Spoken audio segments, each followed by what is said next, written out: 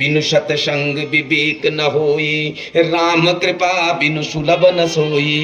दोस्तों नमस्कार, बरेली पहाड़ी बाजार में आपका स्वागत है। दोस्तों आज गरुड़पुरा का दूसरा अध्याय दिखाऊंगा मैं आपको, बने रहेंगे आप मेरे साथ।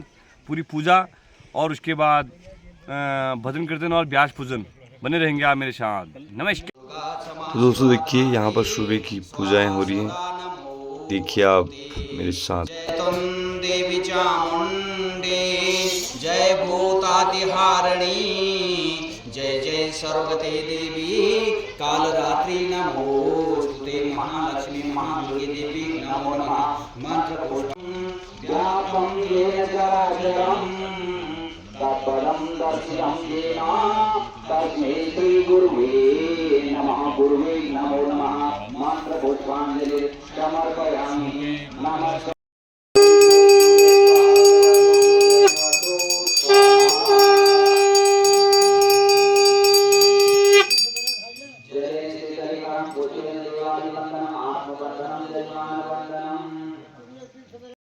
तो दोस्तों यहाँ पर शिव पूजा हो रही है, आप बने रहे मेरे साथ। मैं दिखाता हूँ आज हमारे गणेश पंडित जी रुद्राभिषेक का कार्यक्रम मैं दिखाता हूँ आपको। भोलेनाथ रहना हमारे साथ, बोले बम बम नारायण हरि। ये हैं गणेश गुरु जी। गुरु जी क्या क्या कराओगे? ओम नमः शिवाय। पहले ध्यान होगा शिव जी का, उसके बाद स्नान होगा, फिर जो है दुग्ध धारा से जो है अभिषेक होगा शंकर भगवान जी का। जय हो मैंने मारी। फिर उसके बाद जो है आरती होगी। आरती होगी। हाँ। धन्यवाद।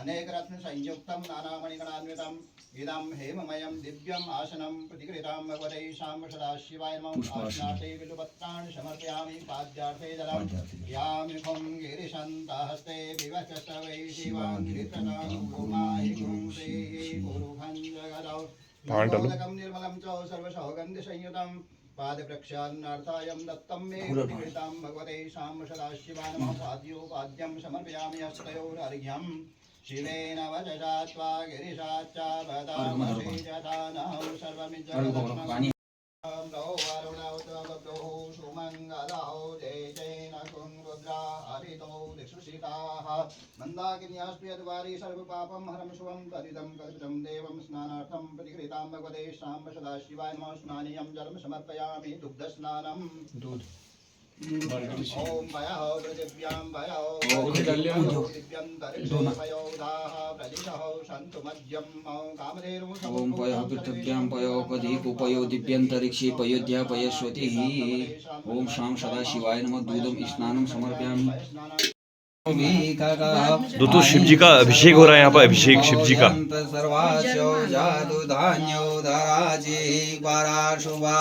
अशोजस्ताम्रो अरुणो उतो प्रभो सुमंगलम जैन चैन गौं रुद्रा अभितो दिक्षुषिताः शस्तो वेखा गुं हेड एमहे अशोजो वर्षपति नीलगिर्वो विलोहितो उत।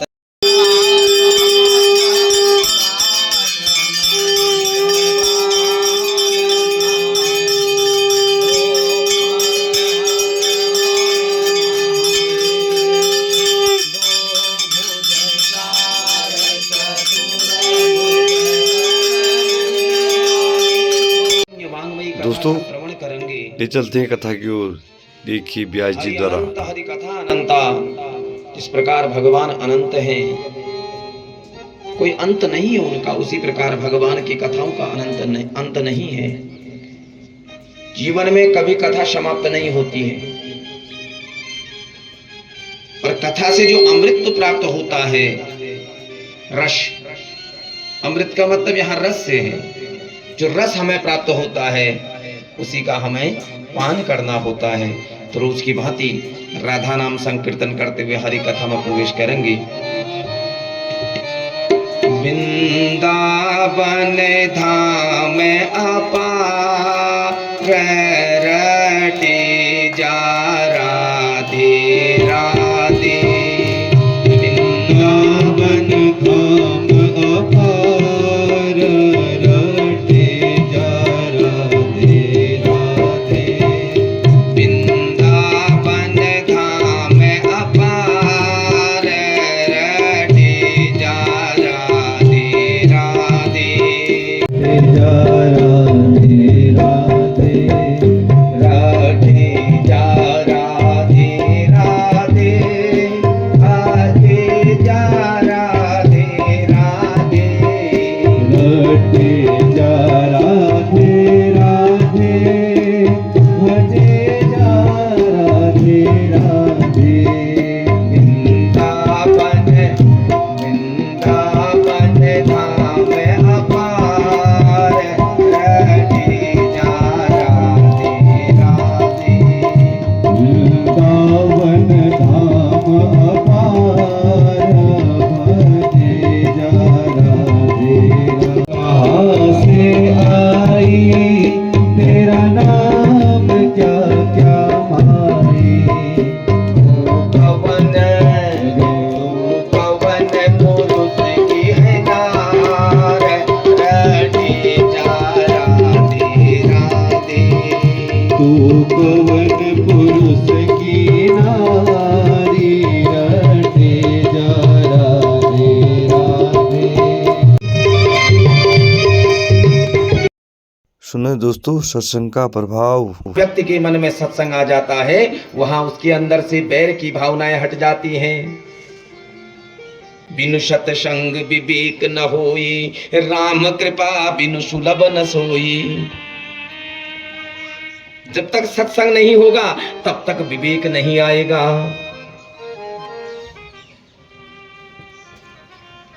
और सत्संग सदगुरु महाराज के चरणों में होगा। मेरा तार हरि से जोड़ी,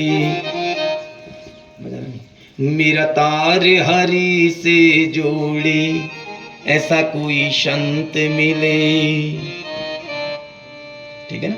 तो संत अर्थात ज्ञानी पुरुष ही हमें परमात्मा के चरणों तक ले जाता है। ठीक है ना। तो यहां भगवान का नरसिंह अवतार, तत्पश्चात हिरण्यकश्यपु को मार करके इस धरा से भगवान ने पाप को समाप्त किया।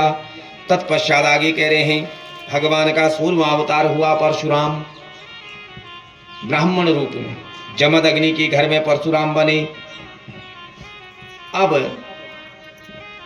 ब्राह्मण होकर के परसा उठा लिया, शस्त्र उठा लिया, तब परशुराम कहलाए। आतताई जब रक्षक भक्षक बन जाते हैं तो तब परशुराम जन्म लेते हैं। बोलो परशुराम भगवान की। सहस्त्रार्जुन नाम के राजा एक बार उनके पिता के आश्रम में आ गए। शिकार खेलने गए थे सेना सहित। रात्रि हो गई तो सेना ने डेरा डाल दिया जमदग्नि के आश्रम के पास में। जमदग्नि आचार्य थे, गुरुकुल को चलाते थे, शिक्षा देते थे। तो जमदग्नि नाम का राजा, जो माफ करना, सहस्त्रार्जुन नाम का राजा थोड़ा, तो उसने जाकर के आचार्य जमदग्नि जी से कहा, महाराज आज रात्रि का विश्राम हमारा यही होगा, हमारी सेना यही रहेगी और भोजन की व्यवस्था करें। अब बताइए, जो आश्रम गुरुकुल दूसरे के द्वारा चल रहे हों तो क्या राजा की सेना के लिए भोजन की व्यवस्था करेंगे? जहां हम डोनेशन दे रहे हैं, जहां भिक्षावृत्ति से भोजन चल रहा है, तो ऐसा कहा। तो जमदग्नि महाराज गौ माता के पास गए। उनके यहाँ गौ माता थी। गौ माता से कहा कि माता ऐसी ऐसी समस्या है, अब आप हमारी ही लाज आप ही बचा सकती हैं। तो गौ माता ने जमदग्नि से कहा कि हे आचार्य, आप चिंता मत करो, आप जाइए सेना के भोजन की तैयारी करिए। तो जैसे जमदग्नि जी रसोई में पहुंचे, देखा वहां 56 भोग बने हुए हैं, ठीक है ना। तो यहां राजा की सेना को भोजन की व्यवस्था हो गई। राजा बड़ा आश्चर्यचकित हुआ प्रातः काल। उसने कहा महाराज एक चीज बताइए, आपने ऐसा राजसी भोजन हमारे लिए कैसे बना दिया? तो उन्होंने कहा ये हमारा कोई प्रभाव नहीं, ये तो हमारी गौ माता का प्रभाव है। तो राजा के मन में लालसा आ गई। उसने कहा ये गाय अगर हमारे यहाँ रहेगी, गौशाला में रहेगी, तो हमारे यहाँ हमेशा धन बढ़ता रहेगा। तो जमदग्नि जी से कहा महाराज ये गाय हमें दे दो। ने कहा सब कुछ दे दूंगा, परंतु गौ माता को नहीं दूंगा। बस वहीं से लड़ाई शुरू हुई। लड़ाई का कारण वही है। फिर युद्ध हुआ तो वहां गौ माता ने उनकी मदद करी, हुंकार भरी। अंत तो गत्वा जमदग्नि जी को मार दिया उसने सहस्रार्ध में। एक रात जब रेणुका देवी जमदग्नि जी की पत्नी राजा के पास गई, एक रात उन्हें बंदी बना दिया उसने। बस परशुराम जी ने यहीं पर शस्त्र उठाया था। जब प्रातः काल जमदग्नि की पत्नी रेणुका घर पहुंची, क्रोध में जमदग्नि जी थे, तो उन्होंने अपने पुत्र परशुराम से कहा पुत्र उठाओ परसा और इसका सर काट दो। और पिता की आज्ञा को मान करके परशुराम जी ने परसा उठाया और यहां से क्या बन गए? परशुराम बन गए। माता का सर काट दिया। तत्पश्चात पिता से बोले कि मैंने आपकी आज्ञा का पालन किया है, अब मैं आपसे मांग रहा हूं कि मेरी माता को पुनः जीवित कर दो। माता को पुनः जीवित कर दिया।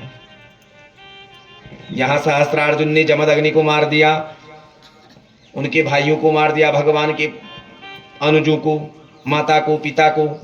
तब भगवान ने जो है इस धरा में उत्पन्न आतताई जो क्षत्रिय हैं, इनको मारने का दृढ़ संकल्प कर दिया। और यहाँ 21 बार इस धरा से आतताई क्षत्रियों को मार करके, इस धरा को जीत करके इसको अपने ब्राह्मणों में दान कर दिया, बांट दिया और स्वयं महेंद्र पर्वत पर वास करने लगी। अब भगवान के अंदर एक ही कमी आ गई थी, क्रोध। क्रोध में सब कुछ भूल गए, इस धरा को रक्त रंजित कर दिया।